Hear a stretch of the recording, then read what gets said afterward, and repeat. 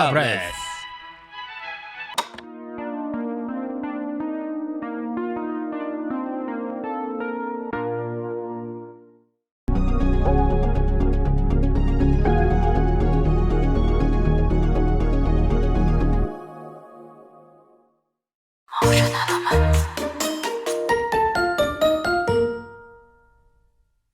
입시왕 여름방학 특집 방송.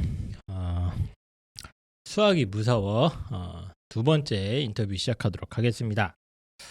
자, 이번에 모신 게스트는 굉장히 예전에 입시왕에 자주 나오셨던 분입니다. 예. 그때 나와서 뭐 랩도 하셨고요. 네. 예.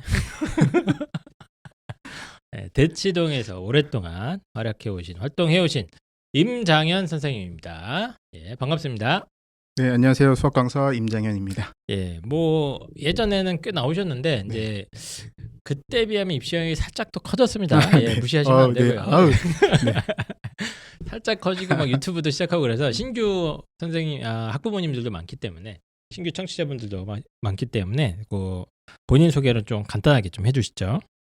대치 이강원에서 고등학생 친구들을 가르치고 있는 임장현입니다.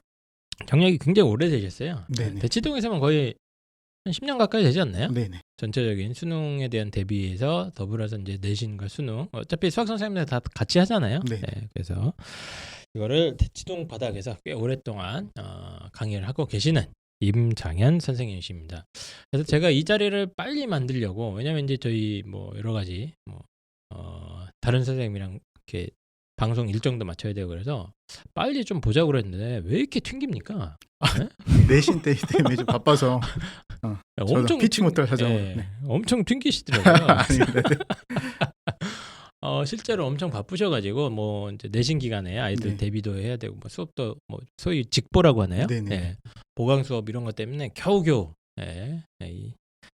이번 방송에 출연을 해주셨습니다. 그래서 굉장히 귀하시고 바쁘신 분인데 저희가 모셨다는 점. 그래서 그 임장현 선생님이 이제 유튜브로는 처음이시잖아요. 예. 그래서 뭐 이번 방송 출연을 위해서 그 턱수염도 기르시고 그랬다는 소문이 있던데. 이건 20살 때부터 들었던 거라. 그래요? 네. 예전보다 더 이렇게 좀 터프해지신 것 같아요. 네. 예. 나이가 들어서. 그건 나이 들어서 네. 그런 겁니까? 예, 알겠습니다. 그래서 예전에는 뭐 이제 힙합도 좋아하시고 뭐 네. 본인만의 개성이 확실한 그런 선생님이셨는데 요즘도 합니까? 랩은 좀? 제가 막 즐겨 했긴 했는데 네네네. 그 접은 계기가 있어요. 접었습니다. 네. 제가 노래방에서 노래를 하면 네. 주변에 들었던 친구들은 아마추어를 벗어났다. 이런 얘기가 좀 있었는데 고등 래퍼를 보고 나서 접었어요. 고등 래퍼가 그 예능 네. 예. 고등학생들이 나오는 그 랩 경연대회인데 네네네. 젊은 친구들이 너무 잘하더라고요. 너무 잘해서 이제는 나는 안 되겠다. 안 되겠다. 네. 나는 할배 래퍼로 해야겠다. 할배. 할배 래퍼가 나오면 나갈 생각이 있습니다. 네. 알겠습니다. 어쨌든 임장현 선생님과 함께 오늘 방송은 이제 앞에 선생님들이 두 분이 더 나오셨습니다. 그래서 두 분이 이제 전반적인 수능 수학에 대한 원리라든가 수능 수학 선행하는 방법론 이런 것들을 얘기해 주셨다면 오늘은 이제 그 수능 수학에 있어서 에센스죠. 어떻게 보면 고난도 문제, 옛날에 이제 킬러 문제, 뭐 최근에 이제 중킬러 문제까지 하는 이 고난도 문제를 가지고 어떻게 이 정체가 뭐고 이 해소를 어떻게 해결을 어떻게 해야 되는지 집중적으로 다뤄보는 방송이 되도록 하겠습니다. 자, 그래서 일단은 이제 저희가 수능 이야기를 이 앞에 시간에 좀 길게 하긴 했거든요. 하긴 했는데 네. 또 이제 킬러 중킬러를 중심으로 해서 고난도 문제 중심으로 해서 전반적으로 좀 분석을 다시 한번 해보면 좋을 것 같아요. 일단은 뭐 언론에서는 어렵다 얘기도 나오고 했고 뭐 불수능이네 많이 했는데 아까 앞에 이제 양지용 선생님께서는 그렇지 않다. 실제로 어려운 시험은 아니었다. 이렇게 말씀해 주셨거든요. 맞습니까? 네, 그게 정확하게 맞습니다. 그래요? 네. 수학 선생님들은 진짜 그렇게 말하는구나. 거의 모든 수학 강사분들이나 선생님들은 아마 그렇게 느끼셨을 거예요.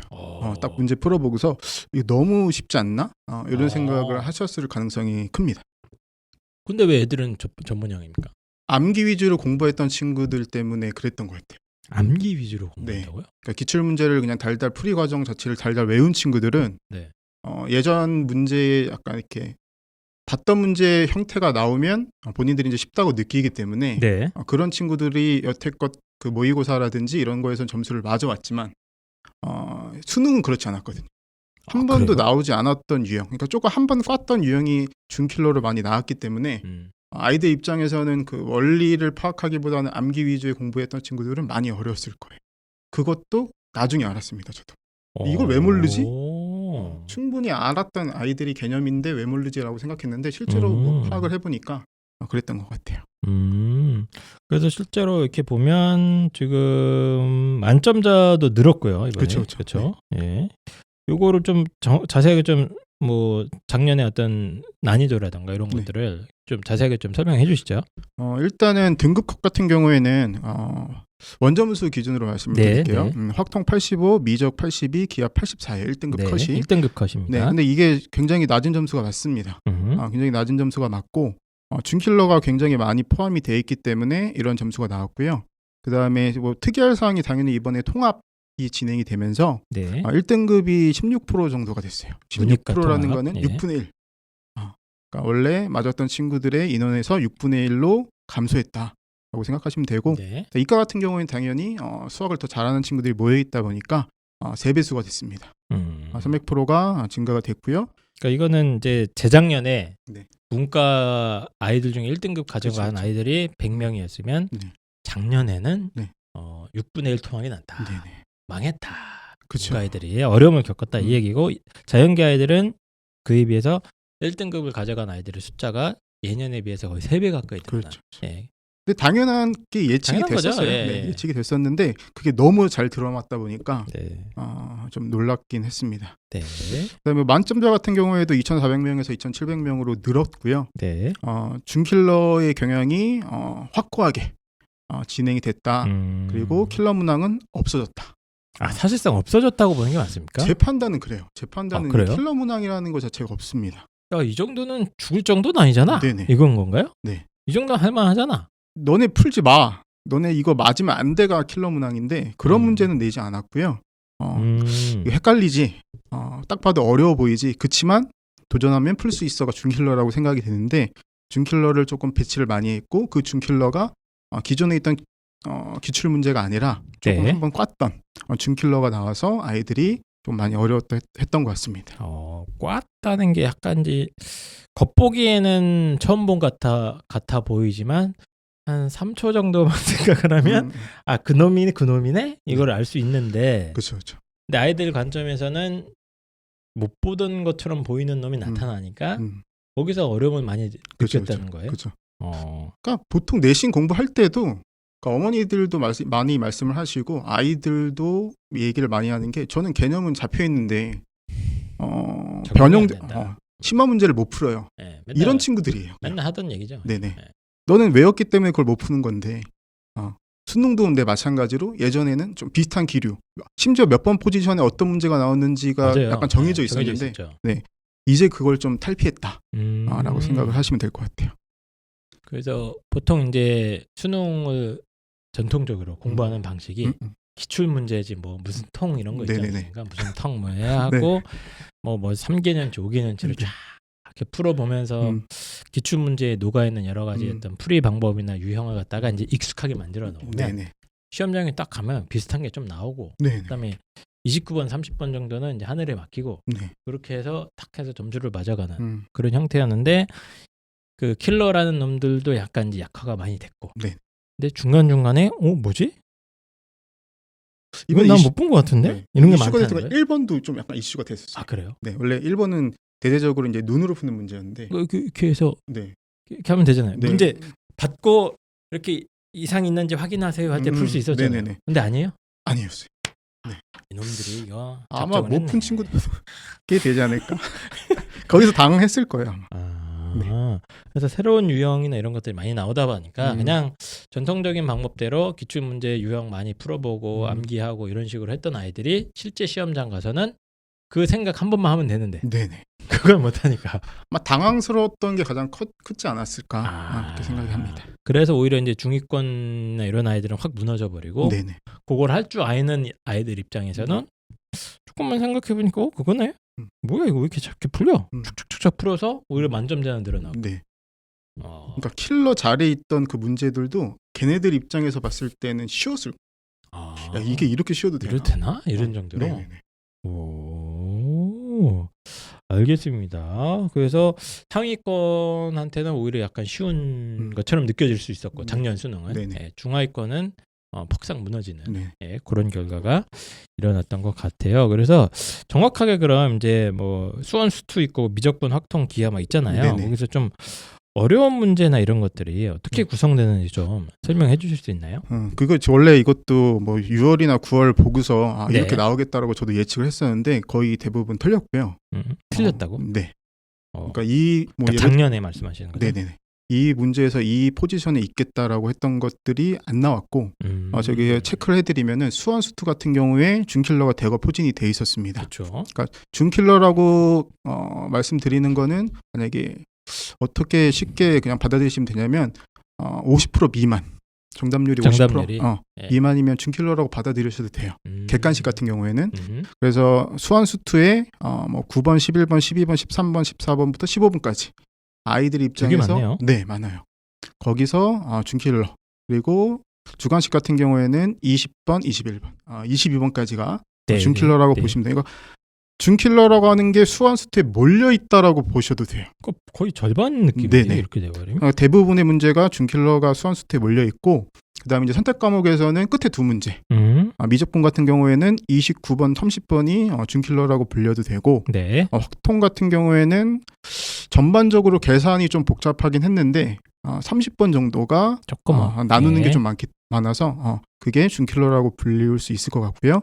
기하 같은 경우에는 좀 어려웠던 것 같아요. 제가 판단으로는 뭐 29번, 30번이 좀 어려웠다라고 생각을 하시면 될 것 같아요. 그러니까 오히려 이과 같은 친구들이 점수가 잘 나온 이유가 예전에 그 수능 변형 전에 30번이라든지 21번 문제보다 실제 지금 나온 작년에 수능 문제가 훨씬 쉬웠습니다. 훨씬 쉬워요, 실제로. 네. 그냥 선생님이니까 그런 느낌이 가는 게 아니고 네네. 모든 수학 선생님이 보기에 이거는 너무 쉬워졌다 옛날에 비하면 네네네. 이런 정도인데, 그러니까 이게 이제 이 방송을 뭐 중학생 어머님들이 들으시니까 현재 수능 문항의 구성도 좀 간단하게 설명을 드리면 수학 1, 수학 2, 2학년 때 배우는 수학 1, 수학 2에서 22개 문항이 출제가 되죠. 네. 그래서 수학 1, 수학 2는 문과, 이과, 자연계, 인문계 아이들이 같이 똑같은 문제를 가지고 푸는 이건 좀 이렇게 문제가 있는 거 아닙니까? 그렇죠. 문과 친구들이 인권 침해의 문제 있는 거 아닙니까? 상당히 있죠. 상당히 있어요. 농담이고요.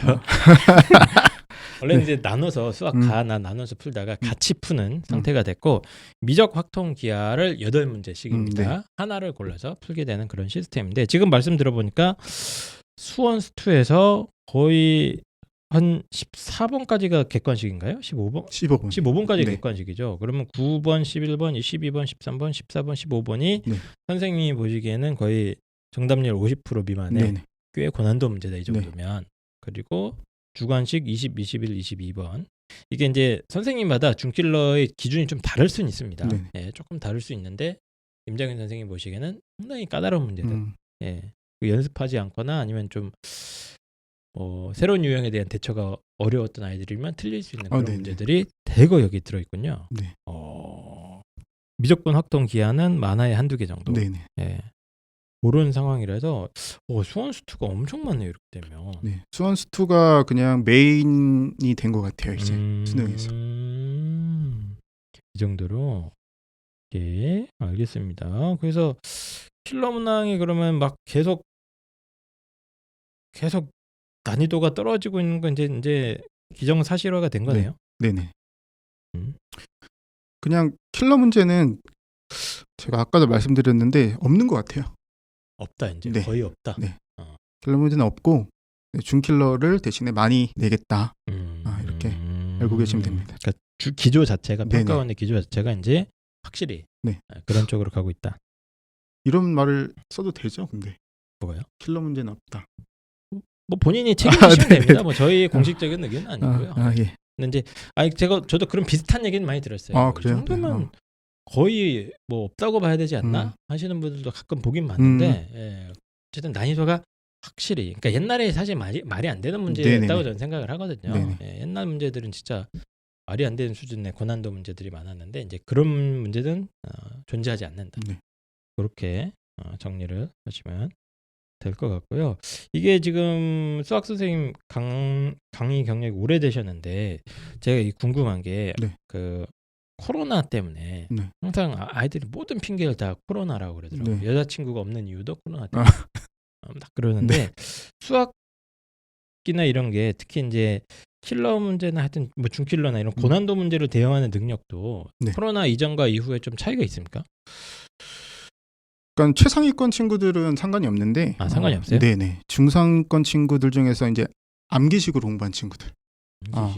그러니까 아까 기출 문제만 외웠던 친구들은 대응력이 급격히 하락했다라고 보시면 되고요. 이게 일예로 들으면 최상위권 친구들 같은 경우에 저한테 자주 하는 말이 뭐냐면 네. 예전 문제는 너무 쉽지 않냐. 오히려 근래에 나온 모의고사라든지 최근 작년 수능 문제가 훨씬 더 어렵다라고 얘기하는 친구들이 많아요. 근데 제가 자세히 들여다보면 예전 문제가 훨씬 어렵거든요. 근데 아이들이 공부했을 때 그 문제를 봤던 확률이 높아요. 그러니까 그 문제 유형 어려운 문제지만 그 유형이 반복적으로 계속 나왔거든요. 사설 모의고사라든지 그동안의 네네네. 모의고사에서 계속 나왔는데 애들이 체득이 된 거예요. 그 유형이. 난이도 처음 봤을 때는 그 난이도가 굉장히 높지만 아이들이 그 유형에 익숙해지다 보니까 이건 이렇게 하면 되지. 네. 답이 딱 이제 어느 정도 입력이 돼 있구나. 네네. 그러니까 예전 문제는 쉽고 최근에 나온 문제는 이제 본 적이 없는 문제들이 출제가 되다 보니까 네. 최근 문제는 어렵지 않냐라고 저한테 물어보는 친구들이 굉장히 많아요. 그렇습니까? 네. 그럼 아까 이제 아이들이 암기식으로 공부해서 애들이 이렇게 된 거구나라는 거 이제 선생님도 최근에 알았다고 하셨잖아요. 네네. 뭐 계기가 있습니까? 그게 이번에 수능을 보고 계기가 됩니다. 그래요? 네. 저도 가리킬 때 기출 문제를 베이스로 이 문제의 유형은 이렇게 풀어 나가야 된다라고 지도했던 것 같아요. 그게 왜냐면 다 그렇게 네네. 그게 기본이거든요. 네. 네, 그게 이제 기출 분석이잖아요. 네네. 기출 분석 강의. 네네. 네, 그게 당연한 건데. 네. 근데 그렇게만 하다 보니까 이제 덫에 걸린 거죠. 야, 너네 그렇게 공부하면 안 돼. 이제 암기는 끝났어. 이렇게 얘기하는 거예요. 그래요? 네. 특히 최상위권 애들은 그래도 견뎌내는데 그쵸. 이런 스타일에 네. 중위권부터 급격하게 네. 떨어져 나가면서 중킬러나 이런 거에 대한 대응이 잘 안 된다. 아이들이. 네. 그래서 그 점수가 엄청 낮아졌다고 저는 파악이 됩니다. 알겠습니다. 그러면 제가 이제 궁금한 게 이 지금 이제 중킬러, 킬러 이렇게 얘기가 계속 나오는데 이게 뭔가 좀 다릅니까? 뭔가 문제의 어떤 특징이나 참고로 수학적 기호를 사용하지 않고 설명하셔야 됩니다. 이거를. 그러니까 기본 내신 문제랑 중킬러 문제. 그러니까 내신과 수능도 어느 정도 차이가 있는데, 네. 근데 이제 특히 이 소위 말하는 중킬러급 문제들의 어떤 특성. 난이도로 봤을 때는 높은 건 그냥 중킬러라고 보셔도 되는데 그냥 최근 트렌드는 그냥 본 적 없는 문제가 나와도 중킬러라고 보시면 돼요. 그러니까 자기가 한 번도 보지 못했다. 일단 보지 못했다. 네. 평소에 보지 못했다는 거. 봤던 것 같지만 실제로 문제를 접근하다 보니까 모르는. 자기가 한 번도 접근해 본 적이 없던 그런 패턴이 중킬러라고 보시면 될 것 같아요. 뭐 문제가 뭐 아랍어로 써 있고 이런 겁니까?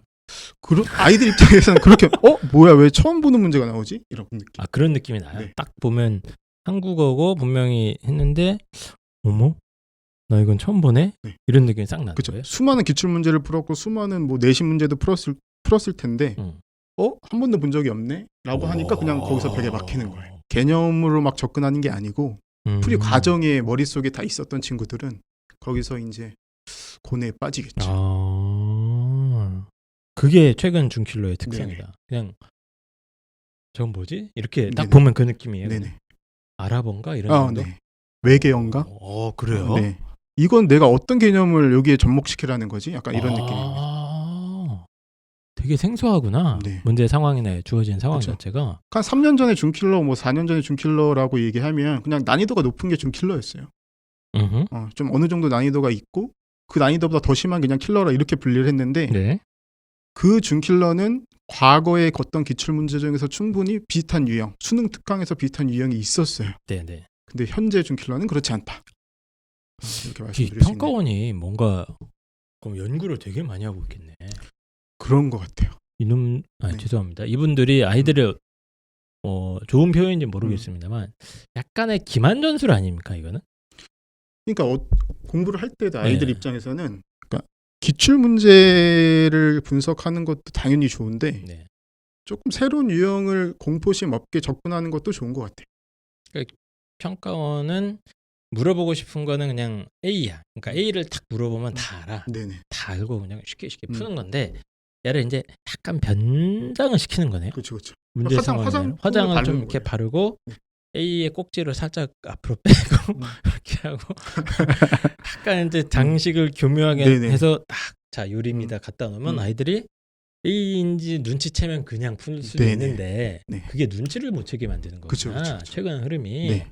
그러면 아이들 입장에서는 그게 이제 고난도처럼 느껴지고 그게 이제 정답률이 뚝 떨어지는. 네네. 근데 실제로 눈치만 채면 바로 아는 거. 바로 알아요. 그거는 생각보다 쉽게 풀려요. 네네. 그냥 전반적인 난이도 입장에서 봤을 때는 같아요. 나쁘다 평가원. 그냥 물어보면 되지 왜 자꾸 기만전술을 씁니까? 그게 어떻게 보면 근데 수학 강사 입장에서 봤을 네네. 때는 그 아이들의 변별력을 가르는데 굉장히 중요한 도구가 된 것 같아요. 아 그래요? 네. 어떤 의미에서? 그러니까는 말씀하시죠? 예전 같은 경우에는 그냥 어려운 문제 두 문제 박아놓고 중킬러 몇 문제 박아놔서 변별력을 이렇게 유지를 했다면, 그러니까 정확하게 수학에 대해서 약간 흥미롭게 공부한 친구들, 그리고 정의에 의해서 공부한 친구들 같은 경우에 야, 너 한 문제 정도 만약에 그 개념을 실수로 틀려도 충분히 어느 정도 등급을 맞을 수 있어라고 설계를 해놓은 것 같아요. 그러니까 쉽게 말씀드리면 예전 같은 네. 경우에는 어려운 문제가 이렇게 두 문제 있고 네. 중킬러 안에서도 조금 어려운 문제가 두 문제 정도 있었는데 네. 그 두 문제는 찍기 실력 테스트였어요. 음. 근데 그렇게 설계를 해놨다면 중킬러가 나머지 중킬러는 좀 낮춰놓고, 네. 지금 같은 경우에는 만약에 8문제 중킬러를 가지고 난이도가 다 똑같이 맞춰둔 거예요. 비슷한 난이도지 뭐 예전처럼 막 죽어라는 문제는 네. 없고. 예. 8문제를 똑같이 맞춰놓고서 이 중에서 뭐 하나 실수해도 너의 등급에는 영향을 주지 않을게 라고 맞춰놓은 게 아닌가 싶어요. 근데 그거를 예전 기출문제를 갖고 와서 똑같이 내려 보니까 아이들이 너무 많이 맞출 것 같은 거예요. 그러니까 머리를 쓰는 게 속이자. 네.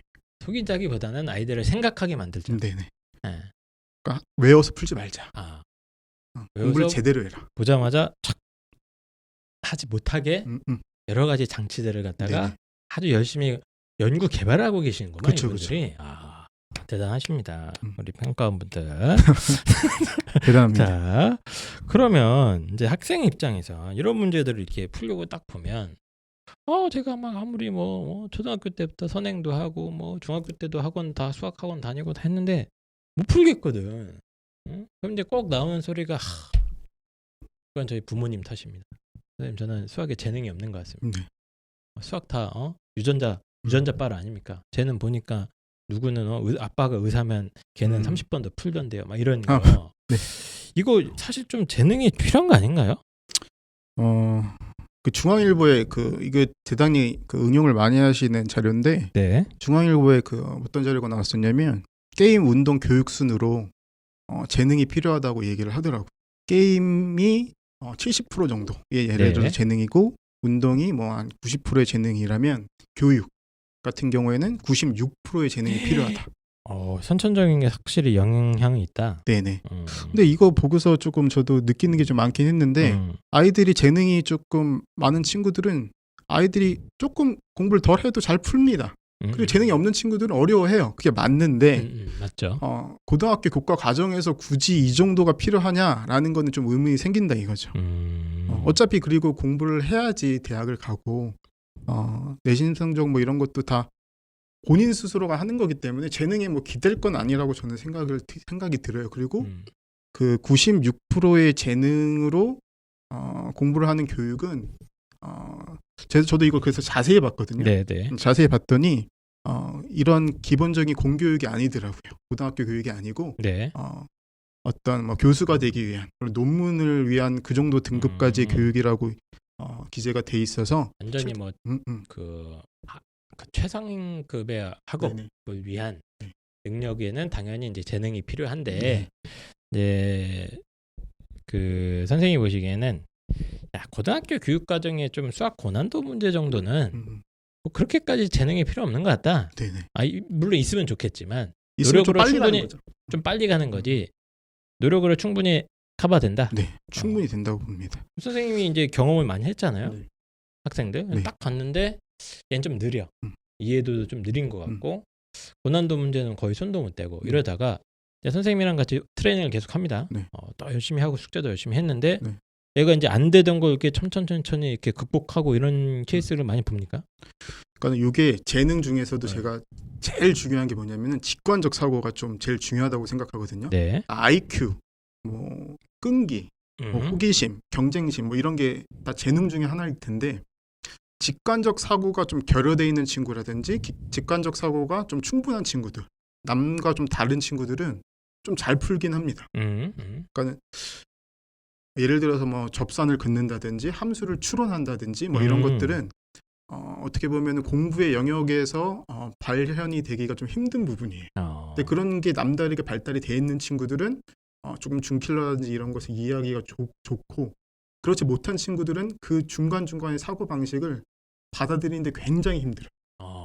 그러니까 만약에 제가 1을 줬으면 100을 줬으면 직관적 사고가 있는 친구들은 그 이상을 발휘하는 친구들도 많아요. 그렇죠. 네, 근데 실제로 보통 대부분의 친구들이 직관적 사고가 좀 결여가 돼 있기 때문에 그 친구들은 10 받아들였다가 20 받아들였다가 10번 정도를 알려줘야지 그 중간 과정을 이해할 수 있는 거예요.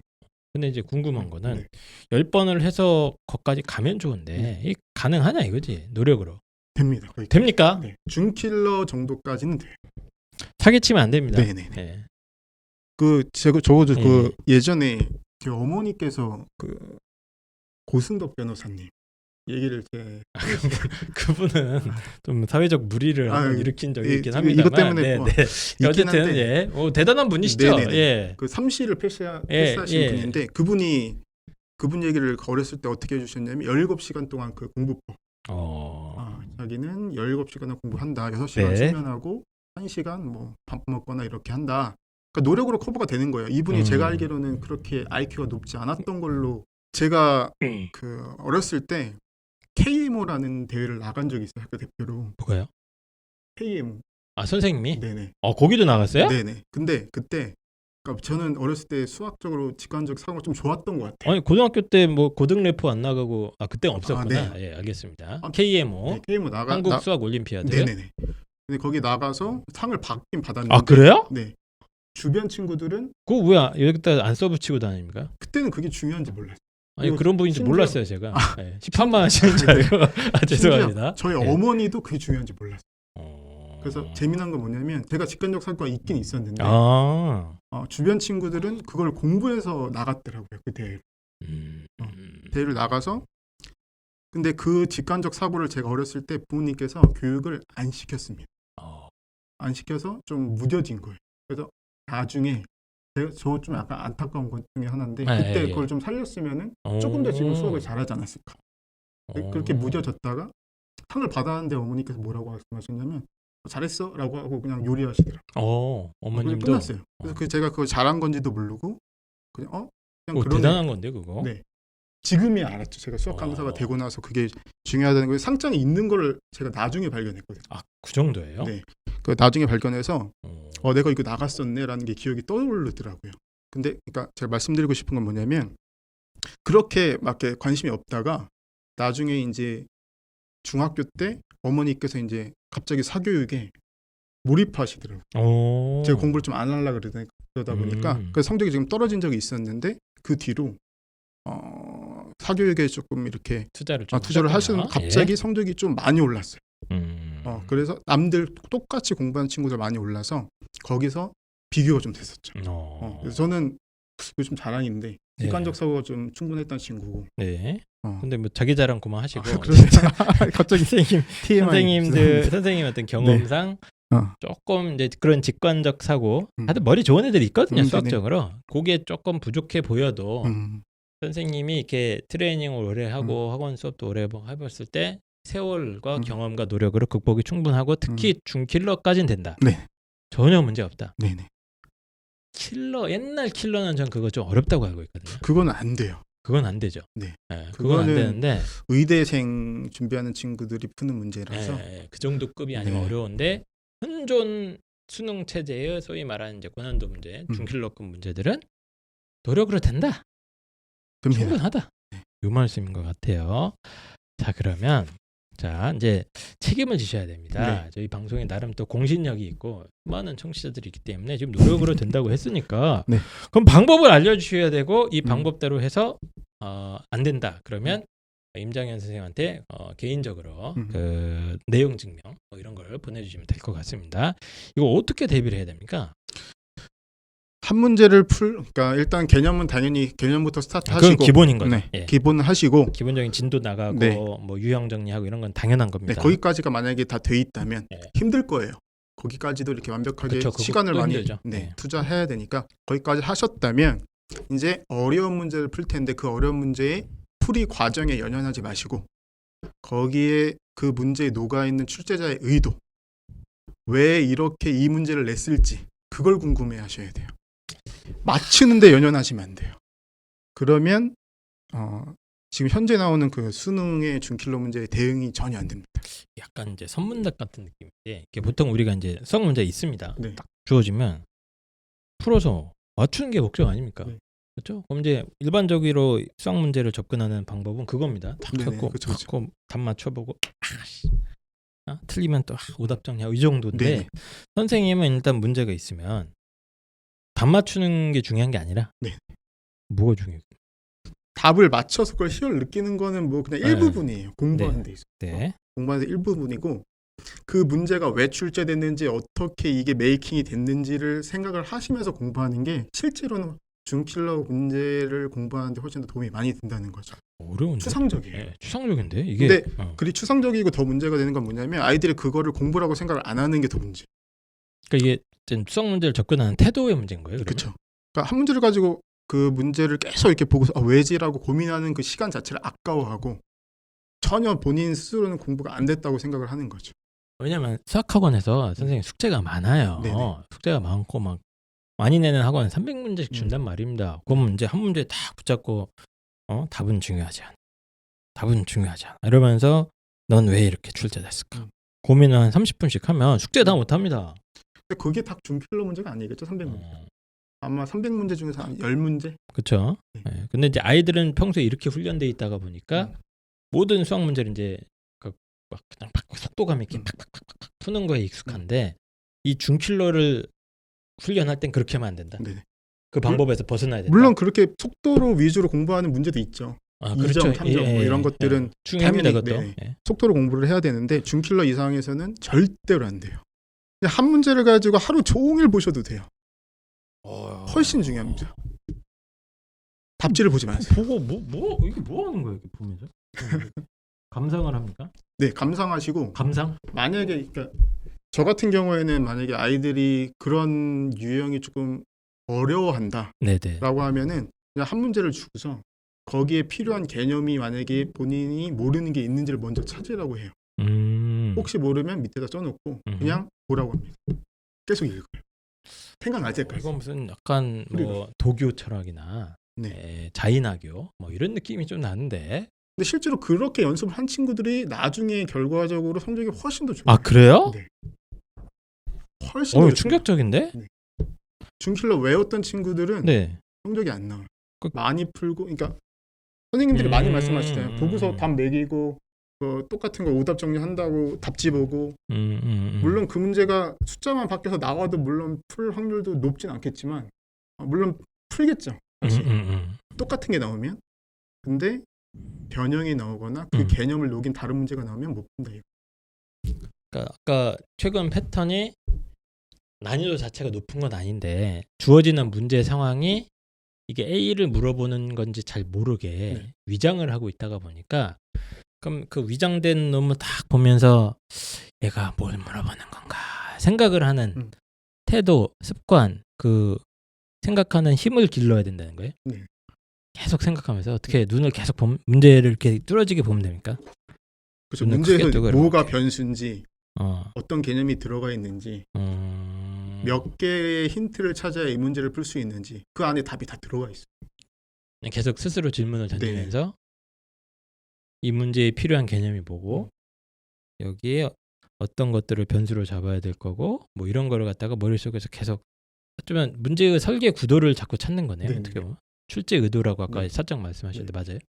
근데 이거를 이거 어렵네. 어렸을 때부터 하셔야 돼요. 1 곱하기 2가 왜 2인지를 아이들이 잘 몰라요. 에이 사람아. 네. 외우는 거지. 일곱- 구구단. 1 곱하기 마이너스 1이 마이너스 1인지 아이들이 몰라요. 1 곱하기 마이너스 1 뭐라고요? 1 곱하기 1 곱하기 마이너스 1은 마이너스 1이 마이너스 1인지를 몰라요. 마이너스 음수 1. 곱하면 왜 양수랑 음수를 곱했을 때 왜 마이너스가 붙는지를 모르는 친구들이 허다합니다. 저도 모를 것 같은데요. 안 배워서 그래요. 그리고 그걸 고민해 본 적이 없어서 그래요. 왜 그냥 외워서 푸는 거 아니에요? 아니죠. 그러니까 뭐 음수 같은 경우에는 방향성을 뜻하는 건데 방향이 바뀌는 거를 아이들이 생각해 본 적이 없는 거예요. 그래서 그걸 나중에 좌표평면에 들고 왔을 때 이 좌표평면이 왜 이쪽이 플러스인지 이쪽이 마이너스인지를 이해를 못하는 그냥 외우는 거죠. 좌표평면이 이렇게 있대. 사분면이 이렇게 있대. 라고 다 외워서 정리를 하다 보니까 대응이 잘 안 된다. 약간 아리송하긴 한데 어쨌든 수학적 원리나 개념이나 이런 걸 좀 자꾸 그러니까 생각해보는 그런 거죠. 그러니까 원 이런 것도 정의도 네네. 원 하면 그냥 우리 동글뱅이 그리는데 네. 그걸 정의로 정확하게 표현하면 뭐였더라? 한 점으로부터 점에서부터 거리가 거리가 같은 똑같은 점들의 모임인 거죠. 집합인 거죠. 또 네네. 그게. 그걸 정확하게 알고 어떻게 보면 어느 정도 암기까지 되어 있으면 그 개념 정의만으로도 몇 개가 또 문제 풀리기도 하지 않습니까? 지금 엄청 좋은 말씀을 해주셨는데 맞죠? 그 정의를 모르는 친구들이 많아요. 원은 그냥 외우는 거예요. x제곱 더하기 y제곱은 뭐 r제곱이다. 그래서 예를 그냥 하나만 말씀을 드리면 네네. 점이 3개가 이렇게 있습니다. 네. 근데 이 점과 이 점의 거리, 이 점과 이 점의 거리가 같다는 게 힌트로 나와 있어요. 네. 그럼 맨 처음에 하는 일이 뭘까요? 점이 3개가 있는데 거리가 2개가 그런 질문은 나중에 뭐 사전에 좀 질문하시진 그러니까 않는데 어쨌든 얘기해 주세요. 예를 들면 그러니까 여기 거리가 같고 거리가 같으면 맨 처음에 하는 일은 원을 그리는 거예요. 이거 원인가? 라는 힌트를 개념에서 얻은 거예요. 그걸 알고 있는 애들은 이거 원으로 한번 그려볼 수 있겠는데? 딱 그리면 그게 힌트가 되는 거예요. 문제풀이 과정에. 그 안에서 엄청난 힌트가 이제 발생이 되는 거예요. 근데 원해방정식 공식만 드립다 외운 친구들은 당연히 못 푸는 거예요. 이게 무슨 의미가 있지? 이렇게 접근하는 거예요. 알쏭달쏭한데 알 것 같기도 하고 모를 것 같기도 한데 그런 어떤 기본적인 개념이나 이런 것도 이제 곱씹어 보면서 이렇게 생각해보고 그런 시간도 필요할 것이고 이게 왜 그런지 스스로 질문도 던져보고 그다음에 고난도 문제를 이제 또 하나씩 다 갖다 놓고 문제 자체를 거의 뭐 1시간도 좋고 뭐 몇 시간씩 감상해보는 그래서 문제의 설계 의도나 출제 의도를 갖다가 이제 여기서 뭐 어떤 개념을 쓰려고 이놈이 이런 표현을 만들어놨고 이 힌트는 무엇을 의미하는 것 같고 그걸 계속 생각을 해보는 거예요. 진짜 1시간 투자하셔도 돼요. 하루 투자하셔도 되고. 충격적인데요, 저는. 왜냐면 저는 이게 이렇게 공부하는 애들을 구경해 본 적은 있습니다. 그러니까 수학을 진짜 잘하는 애죠. 제 옛날 친구인데 약간 눈빛이 이상해 얘는. 눈빛이 좀 이상하고 약간 4차원이야. 근데 막 뭐 거의 뭐 KMO 같은 데서 어렸을 때 상도 타고 그런 친구였는데 결국에 의대를 가긴 갔습니다. 근데 그 친구도 자기는 평소에 이런 식으로 공부를 많이 했다는 거예요. 자기소개서 쓰면서 이제 저랑 얘기했는데 원래 이렇게 공부를 한대요, 자기는. 그래서 막 어려운 문제 나오면 막 며칠 동안 고민하면서 풀어보기도 하고 그랬다고 하는데 그런 작업 비슷한 걸 해보라는 거죠. 네네, 그거예요, 그냥. 한 문제를 거의 뭐 1시간 가까이. 그럼 막 많이 할 필요도 없겠네요. 그렇죠. 일주일에 몇 문제 정도만 슬슬. 그러니까 그게 이제 훈련이 어느 정도 되다 보면 좀 빨라지겠죠. 근데 처음 할 때는 아마 오래 걸리실. 근데 이제 마음이 급하니까 그쵸. 당장 뭐 고3이면 지금 1학기 때 사실 요즘 뭐 아이들 이렇게 수능 공부하는 거 스케줄 보면 수원 수투만 뭐 거의 하는데도 한참 걸리거든요. 아이들이. 3학년 1학기까지 다 씁니다. 그리고 미적분 진도 나가다가 지치고 그러면 중킬로 이런 거 할 시간도 없으니까 이제 막판에 할 수 있는 게 뭐 강의도 없어. 중킬로 킬로는 뭐 동네 학원에서도 뭐 강의도 딱히 없으면 그냥 인강 같은 거 좀 보거나 뭐 그 정도 수준이거든요. 이 정도 수준 갖고는 전혀 안 되겠는데 형이. 그렇죠. 그 애들이 막 무너진 게 이제 그런 거겠네요. 작년에도. 그렇죠. 그래서 막 암기했고 본인은 뭐 어려운 거는 뭐 웬만한 너무 어려운 건 버리고 기출 문제 많이 나왔던 유형은 뭐 풀어 본다고 했지만 거기서 이제 다 망한. 그럼 제가 뭐 질문에도 써놨는데 네. 이런 소위 말하는 중킬러나 킬러 문항을 좀 공부하는 안 좋은 공부 방법은 네. 암기식으로 공부하는 네. 거예요. 그 기출 문제 과거에 뭐 킬러, 중킬러 모여져 있는 거 쫙 갖다 놓고 계속 반복해서 풀면서 그냥 그걸 풀고 익숙하게 만드는 데서 멈춰버리고. 네네. 대부분 아마 그럴 거예요. 그럼 대응이 안 되는구나. 네. 왜냐하면 위장 전술을 쓰고 있기 네. 때문에. 알겠습니다.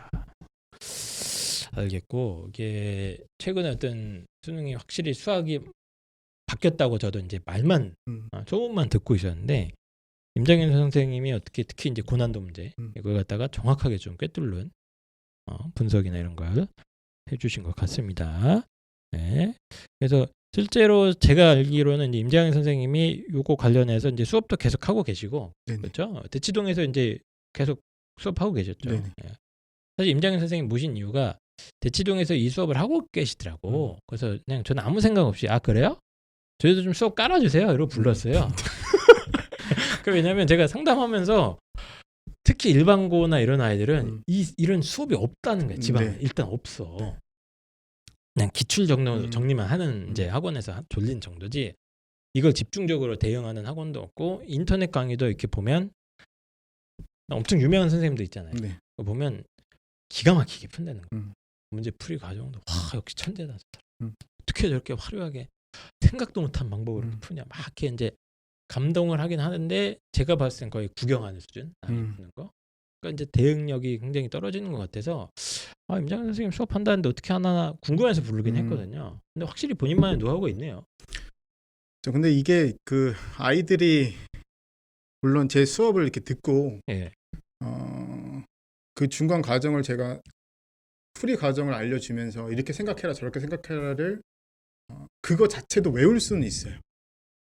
그렇게 되죠. 되죠. 그거 자체를 외울 수도 있는데 뭐 과제를 통해서라든지 아니면은 본인 스스로 먼저 그 과정 자체를 생각하기 접근하기조차 어려운 친구들이 더 많거든요. 그러니까 보통 제가 인강을 많이 보진 않고 인강을 안 보는데 그 유튜브에 가끔씩 그 모습을 보면은 거의 풀이 과정에 집중을 하시는 분들이 많아요.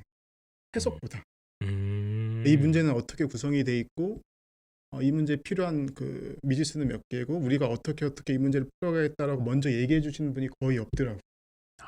그러니까 이 문제는 이렇게 하니까 이렇게 좀 풀어 이렇게 약간 화려하게 그렇게 푸는 분들이 많다 보니까 아이들은 그거에 열광하고 그거에 쾌감을 느끼는 거예요. 실제로 필요한 건 그게 아니고 그 문제를 바라볼 수 있는 시선이 중요한 거니까. 문제를 바라보는 힘, 시선. 그거를 연습이 한 번도 안 돼 있는 친구들은 제 수업을 보고서 그 과정을 연습할 수 있게. 이렇게 하는 게 맞는 거다. 중킬러는 이렇게 하는 게 맞는 거다. 라고 알려드리는. 알겠습니다. 그 뭐 선생님 수업 듣고 대박 나는 애들 많아요, 그럼? 네. 구체적으로 알려주세요. 사기치면 안 됩니다. 뭐 서울대 이런 데 많이 갔고요. 애가 진짜 못하는 애였는데 중킬러 손도 못 대다가 선생님 수업 들으면서 이렇게 눈에 보이거나 그런 애들도 많아요? 문과 친구들 중에 작년에 그러니까 이거는 중킬러를 제가 약간 이것보다는 좀 덜 했어요. 작년 같은 경우. 그러니까 왜냐면은 작년에 약간 기출분석 기준으로 하되 똑같이 나오진 않을 거다라는 게 모의고사에 약간 녹아 있어서 시선 바라보는 연습을 좀 많이 시켰는데 문과 친구들 중에 갑자기 수능 수업만 들어온 친구들이 있었어요. 그 친구들 중에 한 명이 여학생이었는데 5등급에서 2등급이 된 친구가 있었어요. 굉장히 잘했죠. 그거 제가 추적조사합니다. 네네. 사기치는 거 아니죠? 네네. 그 5등급에서 2등급 된 친구들이 그 신기한 게 문과 2등급이 쉽지 않았거든요. 잠깐만, 문과인데? 네. 합쳐서 저도 깜짝 놀랐어요. 오면 사실상 이제 손을 놓으려고 하는 애들도 있거든요. 문과 애들 중에. 근데 걔가 2등급 나왔다고? 그 친구가 찍은 거 아니에요, 다? 찍은 것도 맞은 거예요. 다 본인이 찍은 것만으로는 안 되거든. 찍은 거 두 문제가 맞히고 그러니까 등급이 통합되면서 엄청 문과 친구들이 맞아요. 페널티를 받았는데 네. 확통을 한 문제를 틀리고 어. 수완스투가 그 어렵다는 수완스투에서 잘 본 거예요. 와. 그래서 그럼 중킬러도 꽤 많이 맞춘 건데. 네. 그래서 제가 물어봤더니 그 중킬러의 그 과정을 본인이 되게 열심히 했다 그러더라고요. 아. 복습을. 시키는 대로 연습해보고 문제를 분석하는 이제 해석하는 능력을 키우려고. 네. 본인은 한 번도 그렇게 공부해 본 적이 없다고. 그치. 얘기해요. 전국에 수학을 누가 그렇게 가르칩니까 네. 지금? 계속 그냥 문제 많이 풀고 채점하고 틀린 거 고치고 뭐 이 정도만 했었는데 네네네. 오래 생각하는 경험을 해본 적이 없다 그랬. 아 그럼 이거 약간 혼자서도 뭐 이론상으로는 할 수는 있겠구나. 그렇죠. 혼자서도 할 수 있는데 그 중간 과정을 하기가 약간 시간- 가이드는 필요는 할 것 네. 같고요. 가이드 겸 그리고 좀 시간을 좀 줄여주는 거죠. 음, 이럴 때는 이렇게 생각하는 게 좀 좋겠다. 알겠습니다. 그러니까 이제 질문 중에 뭐 본인의 제자 중에 좀 기억에 남는 학생, 특히 이제 좀 안 좋았던 사례랑 성공 사례를 해달라고 했는데 성공 사례는 모든 학생들이에요. 이게 뭡니까 지금? 이게? 장난하는 겁니까 지금? 아이들이 이렇게 수업을 하고 있다가 이렇게 초롱초롱하게 바라보면은 그게 힘이 나요. 아 그래요? 스트레스가 거기서. 무대 체질이시네. 예. 그러니까 어머니들 그 앞에서는 제가 약간 위축이 되는데 아이들 앞에서는 뭔가 힘이 나요. 너무 힘이 나서 저도 만약에 아픈 상태로도 들어갔다가 수업 중에는 그랬습니까? 힘이 나요. 그래서 제 강의를 수강하고 있는 모든 친구들이 저한테는 기억에 남는 학생들이고 실패 사례를 하나 실패한 경우도 있습니까? 요거 잠깐 예. 말씀드리면 이건 내신 중킬러는 아니고 내신인데 이건 좀 어머니들이 아셨으면 좋을 것 같아서 네네네. 그 저번에 중간고사 1학년 친구예요. 네. 중간고사 때 전교 1등을 했어요. 만점 맞아서. 오. 네. 근데 그 친구가 그 뒤에 생긴 병이 하나 있어요. 병이 생겨요? 네. 어떤 무슨 병이 병이 생겼냐면 수업 중에 선생님 저 이 단원 너무 어려워. 선생님 저 이 단원 너무 어려워. 라고 입버릇처럼 얘기하더라고요. 아 그래요? 네. 그래서 뭐지? 약간 찜찜했어요 처음에는. 네. 근데 이제 시험이 다가오면 다가올수록 그 얘기를 거의 뭐 매크로처럼 계속 얘기해요. 계속. 아니나 다를까. 이번 기말고사에서 망쳐갖고 왔다. 그러니까 알고 봤더니 그 친구가 그 시험을 너무 잘 봐서 부모님이나 그 주변의 친구들한테 스트레스를 많이 받고 있다. 아 너무 과도한 기대가 또 나오니까 내가 그걸 좀 유지해야 되고 또 만점을 맞아야 되는데 공부할 때 보니까 안 될 것 같은 거야 자꾸. 그러니까 아니, 불안하고 그런 건가? 그러니까 미리 선수를 치는 거죠. 어떻게 보면. 근데 스트레스가 좀 많이 심했던 거. 그래서 나중에도 부모님한테 얘기할 때 집에서도 그랬고. 그러니까 저도 특히 수학 때문에 애들 스트레스 진짜 많이 받거든요. 수학을 잘해도 엄청 스트레스 받고요. 못해도 스트레스 받고 수능 모의고사 1등급 찍는 애들도 자기가 수학 못한다고 생각하더라고. 네네네. 이상하더라고. 네. 네. 그래서 수학이 저도 항상 아이들이 제일 스트레스 많이 받는 과목이라서 이거 상담할 때 되게 주의 깊게 보긴 하거든요. 가정에서도 그렇고 좀 스트레스를 줄여주셔야 돼요. 맞아요. 수학은 특히 그래요. 어머니들이 공부하시면서 100점 맞아보신 적이 없잖아요. 있을 수 있을 있죠. 수 있는데 거의 없으실 거예요. 예. 그 100점이라는 게 쉽지 쉽지 않거든요. 않지. 그리고 뭐 1등급도 4% 안에 들어야 되는데 그게 쉽지 않은 거예요. 3등급도 쉽지 않아요. 진짜 사실. 쉽지 않아요 원래. 그러면은- 뭐 말이 쉽지 1, 2등급이 진짜 쉽지 않은 겁니다. 아이들이 엄청 열심히 해서 자기가 노력을 한 건데 음, 그걸 가지고 아이들한테 스트레스를 많이 주시면 맞습니다. 아이들은 잘 볼 수가 없어요. 예, 심리적인 이유도 학업에 큰 영향을 미친다. 케어를 잘 해주셔야 됩니다. 예, 특히 저도 이제 잘하는 아이일수록 저는 차라리 대놓고 이러거든요. 야, 너 이제 떨어질 일만 남았어. 그게 낫습니다. 우스갯소리로 예, 아이들이 괜찮아. 떨어져도 되니까 최선을 다하자.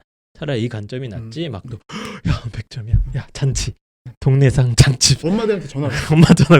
야 우리 애가 이러지 마시래. 부담 100배로 망한다 그러다. 네. 이런 얘기 해주신 것 같습니다.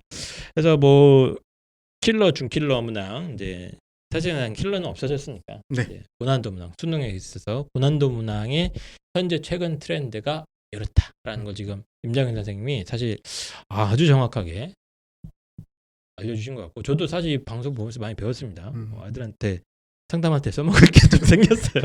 야 이렇게 그래서 많이 배운 것 같고 특히 저는 그게 기존에 이제 수능 기출을 공부하는 방식, 그러니까 패턴에 뭔가 변화가 있어야 된다. 이런 메시지는 되게 중요한 것 같아요. 제발 그렇게 공부해. 근데 이제 사실 전국에 있는 모든 수학학원에서 지금 겨울방학 때 하는 게 그거거든요. 수능 기출 분석 강의 해갖고 쫙 유형별로 좀 풀고 정리하고 또 오답하고 요 작업을 이제 주력으로 하는데 그것도 하긴 해야 됩니다. 그렇죠. 예, 하긴 해야 되는데 플러스 알파로 요즘 최근에 어떤 준킬러에 대응하기 위해서는 이제 임정현 선생님이 말씀하신 약간 선문답 같긴 한데 문제를 이렇게 바라보면서 어떤 개념이 여기 필요할까? 여기서 힌트가 되는 부분은 어떤 부분인데 이 힌트가 도대체 무슨 의도일까? 이걸 계속 생각해보는 이런 거죠. 맞아요? 제가 네, 이해한 맞습니다. 근데 네. 그거를 아마 처음에는 하기 힘드실 거니까 힘든데, 제가 조금 도와드리면 좋을 것 같아요. 알겠습니다. 도움 필요하시면은 또 입시왕 아카데미원에 임장현 선생님 수업도 깔리고 하긴 합니다. 네, 그래서 기존의 어떤 수학 공부 방법만으로는 약간 한계가 이제 최근 특히 수학 고난도 문제는 한계가 봉착할 가능성이 높다. 그게 아마 지난 수능 점수, 작년 수능 수학 점수가 보여주는 시그널인 것 같아요. 네네네. 예, 사실 꽤 떨어졌거든요, 등급 것이. 예. 근데 선생님들은 공통적으로 쉬운 문제라고 그러고. 예. 이거는 뭔가 기존의 공부 방법에 뭔가 좀 변화가 있어야 된다 이런 시그널처럼 저도 생각을 했는데 임장현 선생님이 그 부분을 잘 얘기해 주신 것 같습니다. 자, 여름방학 만일지에서 이제 뭐 수학 뭐 이런 고난도 문제도 공부하고 이래야 되는 애들이 많을 텐데 마지막으로 한 말씀만 좀 해주시죠. 준킬러 문제는 도전이 충분히 가능합니다. 5등급 이상부터는 어려운 문제를 푸셔야 되고요. 네. 그 어려운 문제 안에 여러분들의 등급이 높일 수 있는 해결 방법이 있습니다. 버리지 마시고. 예전에 제가 3년 전에 나왔을 때 버리라고 했거든요. 그렇죠. 네. 킬러 문제는 필요가 없다. 당신의 등급을 위해서는 필요한 문제, 쉬운 문제만 풀어라고 했는데 이제 트렌드가 바뀌었습니다. 이 트렌드를 따라가야 돼. 패션처럼 따라가야 되니까 네. 어려운 문제를 천천히 도전을 하시면 그게 점수를 올리는데 도움이 많이 될 것 같습니다. 알겠습니다. 네. 그 한때 KMO를 제패하신. 제패는 저는 그냥 힙합하는 수학 선생님처럼 생각해서 그냥 뭐 좀 노는 양반인가 보다 이 정도 생각했는데 KMO도 하셨었어요? 네. 알겠습니다. 본인만의 어떤 실력과 노하우, 경험이 확실하신 임장현 선생님이셨고요. 뭐 수업도 지금 열려 있으니까 뭐 궁금하신 분은 필요하신 분, 특히 준킬러 이런 거 필요하신 분은 네이버 입시왕 카페, 입시왕 아카데미원 관련 홍보 글을 보시면 될 것 같습니다. 오랜만에 나오셔서 진심으로 감사드리고 좀 자주 나오시죠 이제. 네, 확실한 노하우를 갖고 계신 분이라서 저도 도움이 많이 된 것 같습니다. 자, 그럼 오늘 수학 특집 인터뷰 방송 이것으로 마무리를 하고 저희는 또 다른 방송으로 찾아뵙도록 하겠습니다. 안녕.